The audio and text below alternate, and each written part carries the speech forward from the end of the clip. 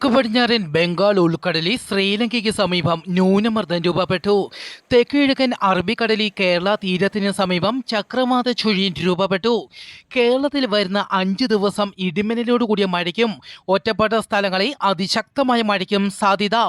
കനത്ത മഴയ്ക്ക് സാധ്യതയുള്ളതിനാൽ നാളെ ഇടുക്കി ജില്ലയിലും നവംബർ 17-ാം തീയതി തിരുവനന്തപുരം, കൊല്ലം, പത്തനംതിട്ട, ഇടുക്കി ജില്ലയിലും നവംബർ 18-ാം തീയതി കോട്ടയം, ഇടുക്കി, പത്തനംതിട്ട ജില്ലയിലും കാലാവസ്ഥാ വകുപ്പ് യെല്ലോ അലർട്ട് പ്രഖ്യാപിച്ചു. കേരളത്തിൽ ഇടിമിന്നലിനും സാധ്യതയുള്ളതിനാൽ പൊതുജനങ്ങൾ സുരക്ഷാ മുൻകരുതൽ പാലിക്കണമെന്ന് നിർദ്ദേശം നൽകി. ഏറ്റവും പുതിയ റഡാർ ചിത്രപ്രകാരം കേരളത്തിലെ പത്തനംതിട്ട ജില്ലയിൽ അതിശക്തമായ മഴയ്ക്കും മണിക്കൂറിൽ 40 കിലോമീറ്റർ വരെ വേഗതയിൽ കാറ്റിനും സാധ്യത.